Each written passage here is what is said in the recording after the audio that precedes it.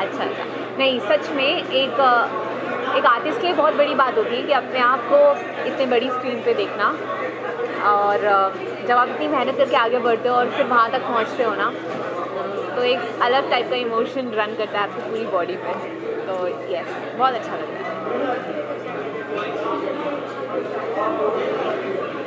Actually experience बहुत नया था क्योंकि मेरी तो ये पहली फ़िल्म है, और जैसे डायरेक्शन भी सर ने हम लोगों को, और अलीगढ़ में शूट करना वो चैलेंजिंग था क्योंकि कभी भी कोई भी फिल्म अलीगढ़ यूनिवर्सिटी के अंदर शूट नहीं हुई है, तो ना ही वहाँ के स्टूडेंट एक्वेंटेड थे शूटिंग लाइफ से, और ना ही हम एक्वेंटेड थे ऐसे माहौल के से कि जिनको पता ही नहीं कि शूटिंग का क्या रूल्स एंड रेगुलेशंस होते हैं। तो वो चैलेंजिंग था, बट बहुत मज़ा आया, सच में अलग एक्सपीरियंस।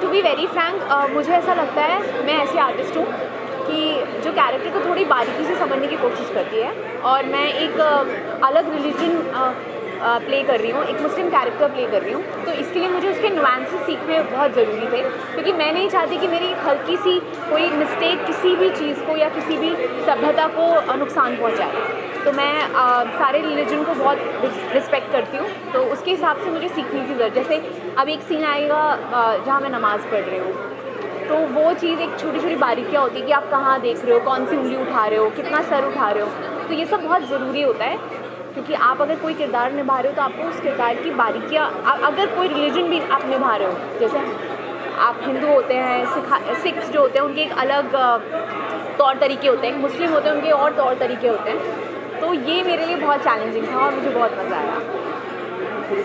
देखा जाए तो एक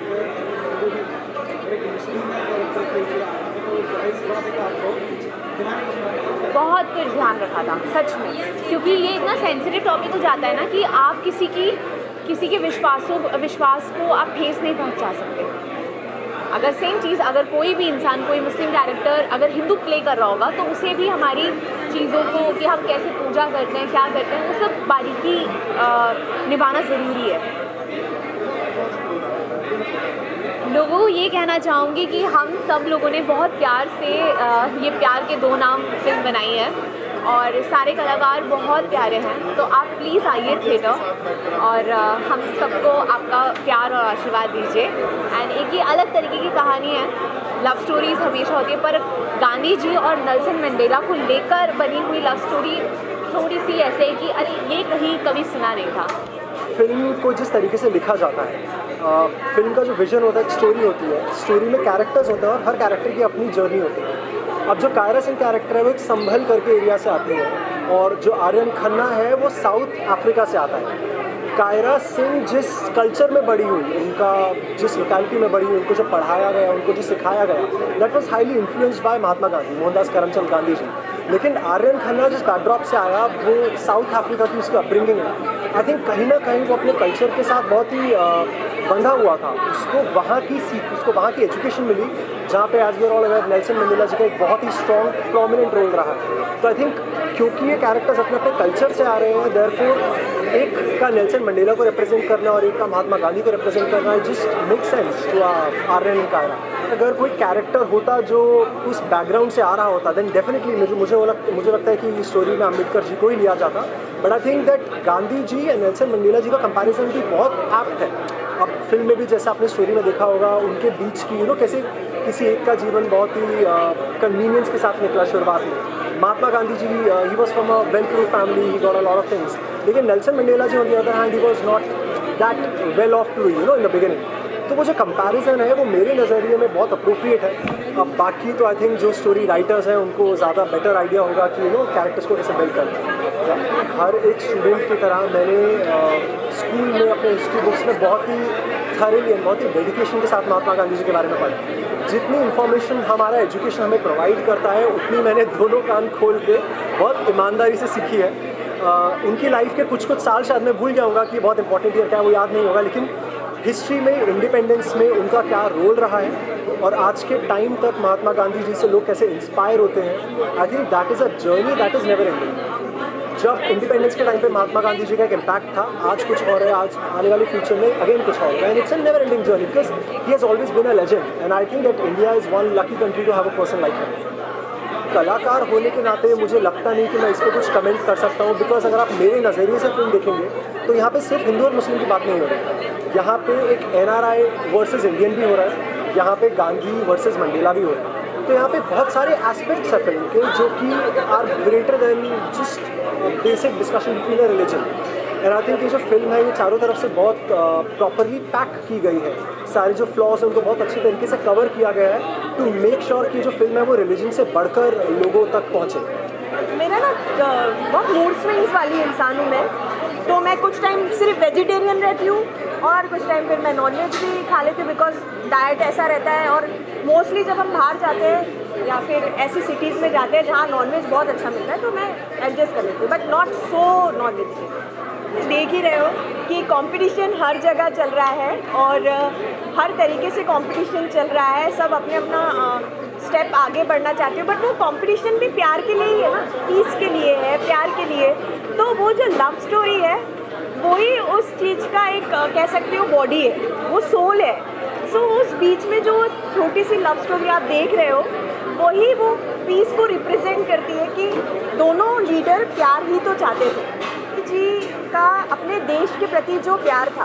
पहली बात तो ये फिल्म में दोनों के आदर्श बताए गए हैं कि दोनों के आदर्श है, बट वो उनका बिलीव प्यार से ही है, बट दोनों का प्यार करने का तरीका अलग है। तो जहाँ गांधी जी है वहाँ तो प्यार रहेगा ही, वहाँ पीस रहेगा ही।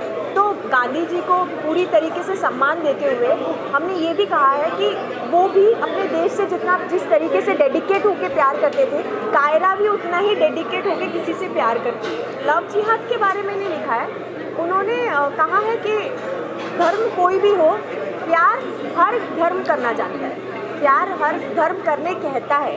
तो इस फिल्म में आपने जैसे सायमा और कबीर का देखा होगा, तो वो दोनों एक अलग अलग धर्म से, बट उनका प्यार बहुत प्योर है। तो यहाँ पे लव जिहाद वाला कोई बात ही नहीं। लव जिहाद का मतलब है कि जहाँ प्यार प्योर नहीं हो, जहाँ पे किसी वजह से प्यार किया गया हो।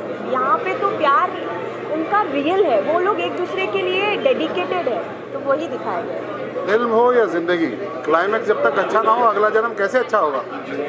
वैसे ही फिल्म का क्लाइमैक्स, जब जिंदगी का क्लाइमैक्स अच्छा होता है तो अगला जन्म अच्छा होता है, फिल्म का क्लाइमैक्स अच्छा होता है तो अगली फिल्म अच्छी होती है। तो कहानी अपने आप अपना क्लाइमैक्स बोलती है। ये मुझे बहुत उम्मीद है क्योंकि कहानी और पूरी फिल्म जो है वो आम दर्शकों से जुड़ी हुई है। कुछ भी इस फिल्म के अंदर लार्जर देन लाइफ जैसी चीज़ नहीं है। और जो डे टू डे लाइफ है, उस डे टू डे लाइफ के दरमियान होने वाले जो इश्यूज़ हैं उन पे हमने बात की, और उनका नाम है मोहब्बत। मेरे पार्टनर है मिस्टर गोयल, हम लोग डिस्कशन कर रहे थे। उन्होंने किताब पढ़ी थी मंडेला जी पे, तो हमारा और उनका मंडेला और गांधी जी के ऊपर डिस्कशन शुरू हुआ, और वो डिस्कशन फिर इस नतीजे में पहुंचा कि हम इस पर कहानी बनाते हैं। हमने एक कोशिश की और वो कोशिश अब आपके सामने है। अगली फिल्म बनाएंगे। हमारे पास बहुत हीरोज़ हैं। अब भारत है, हिंदुस्तान है, और हिंदुस्तान के पास न सिर्फ अकेले गांधी नहीं है, अकेले अम्बेडकर नहीं है, बहुत हीरोज़ हैं। कितने लोगों ने अपना हीरोइज्म लगाया है, तो हम भारत को यहाँ तक लाए और फिल्में बनाए।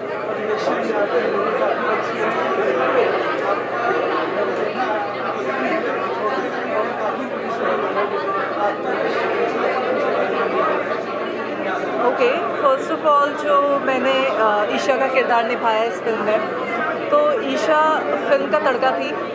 ईशा वो मसाला थी जिसने मूवी में और स्वाद डाला है। मूवी वैसे ही बहुत बेहद खूबसूरत है, तो उसमें थोड़ा सा खूबसूरती के लिए चार चांद लगाने के लिए तो ईशा को लेकर आए। सो मेरा किरदार बहुत ही इंटरेस्टिंग था और थोड़ा बोल्ड था। एंड लड़के को कैसे टेस्ट किया जा सकता है वो एक लड़की कर सकती है। So this is a very new concept, और दानिश सर ने काफ़ी मेहनत करी है एक नए तरह के कॉन्सेप्ट को वापस से इंडस्ट्री में लाने के लिए। हम कहीं ना कहीं अपने इमोशंस, अपनी वैल्यूज़ को धीरे धीरे भूलते जा रहे हैं और वेस्टर्न कल्चर की तरफ बहुत ज़्यादा बढ़ रहे हैं। तो आई थिंक कि वो जो 90s 80s का एरा था, वो जो लव स्टोरीज़ हुआ करती थी, वो जो वैल्यूज़, वो कल्चर, वो वापस से उसकी शुरुआत होनी चाहिए। और सर ने अपनी तरफ से थोड़ी सी कोशिश की है कि ये चीज़ वापस से वो एरा शुरू हो जाए। हाँ जी, हाँ, ऑब्वियसली मेरे कुछ अपकमिंग प्रोजेक्ट्स हैं जिनके बारे में मैं अभी डिस्कस नहीं कर सकती। I am so sorry, but yes. Okay, bye, thank you. Director साहब जो हमारे दानिश जी से मेरी बहुत पुरानी दोस्ती है, 15 साल करीब हो गए हैं, तो बड़ा अंडरस्टैंडिंग था। तो मैं इनको बहुत सालों से बोलता था कि आप गाना लिखा करो। तो जब ये अपना मूवी बना रहे थे तो मैंने कहा आपको ही लिखना है। और गाने इतने अच्छी तरह शेप हुए, उन्होंने जो लिखा, और वन टाइम में सब गाने अप्रूव हुए। या तो मैं कोई ट्यून लाया, उनको मैंने बताया कि इस तरह का ट्यून है, तो उन्होंने उसमें जो लिरिक्स लिखी, मतलब कि हम लोगों ने ज़्यादा मतलब कि वो नहीं किया, जो हुआ एट ए टाइम, मतलब जैसे होता है ना कि एक बार में क्लिक कर जाना, उस तरह से गाने मैंने, और गाने बहुत अच्छे शेप हुए। जैसे ओ यारा हुआ, प्यार कर, उसके बाद खेल, उसके बाद शादी वाला सॉन्ग। तो आई एम हैप्पी। इन्होंने प्यार कर गाया रितु पाठक, ये अनुप्रिया जो ओ यारा और खेल, इन दोनों ने ये गाने गाए हैं और बहुत अच्छा गाया है। आप लोग हाँ, और दानिश जी, ब्यूटीफुल सॉन्ग मैंने गाया है इस मूवी में, प्यार कर, and it was lovely lovely working with you and Anjana rock, and सारे सॉन्ग्स और बहुत ही रॉकिंग लगे, और मूवी भी बहुत माइंडफुल है। So my best wishes to the entire team of Pyaar ke Do Naam. Congratulations, congratulations, बहुत ही अच्छे composition and it was sounding so good. हमारे लिए तो सारे कैरेक्टर व्हाटएवर, फिर वो चाहे मदर हो, चाहे सिस्टर हो, चाहे भाभी हो, और performance is performance. Prerna of course हमें जो नरेशन मिला था वो हमें बहुत अच्छी तरह से एक प्रेजेंटेशन मिला था, द नरेशन। तो आई थिंक वही एक प्रेरणा थी, क्योंकि हमारे डायरेक्टर का जो नरेशन था दैट वाज फैबुलस, और आई थिंक वो नरेशन सुन के इस कैरेक्टर के लिए ना बोला ही नहीं जा सकता था। नज़रिया आई डोंट थिंक अब वही है कि हर किसी का नज़रिया अपनी सोच के ऊपर है, वो कैसे निर्भर होता है। जैसे कि हमारी फिल्म में भी दिखाया, दो अलग अलग, एक मंडेला जी और एक गांधी जी, उनका एक नज़रिया किसी का कुछ और है और दूसरे का कुछ और है, but of course then the combination of that नज़रिया इज़ जो हमें मैटर करता है, जो इस फिल्म में भी दिखाया गया है। मुझे तो क्लाइमेक्स बहुत अच्छा लगा एंड आई थिंक दर्शकों को भी अच्छा लगेगा ही। आई होप आप सबको भी अच्छा लगा हो। हमारे हिसाब से तो climax was accurate and the right decision of the ending of a movie के ज़रिए आया हूँ प्यार के दो नाम, और मैं शबाब साबरी तहे दिल से दानिश जावेद साहब को बहुत ढेर सारी मुबारकबाद देता हूँ। सिर्फ दानिश जी के लिए आया हूँ, और मेरे दोनों दोस्त अनजान भट्टाचार्य और शब्बीर अहमद का म्यूज़िक है, उनको एक मुबारकबाद देने के तौर पे इस सिनेमा में आया हूँ। और बहुत अच्छा म्यूज़िक है, बहुत अच्छी स्टोरी है, मूवी बहुत अच्छी है। बहुत अच्छी मूवी। किसकी एक्टिंग आपको सबसे ज़्यादा अच्छी लगी? सभी ने अच्छी तरीके से अपने सारे किरदार निभाए हैं। आपका नाम? रेशमा नकवी। मूवी में सबसे ज़्यादा आपको क्या अच्छा लगा, कौन सा पार्ट? मूवी में प्यार के बारे में समझाया गया है और बहुत अच्छी तरीके से बताया गया है कि प्यार के जो रंग होते हैं कैसे कैसे होते हैं। बहुत अच्छा लगा मुझे देख के मूवी, और सब ने एक्टिंग अपने हिसाब से अपने किरदार को बहुत अच्छी तरीके से निभाया।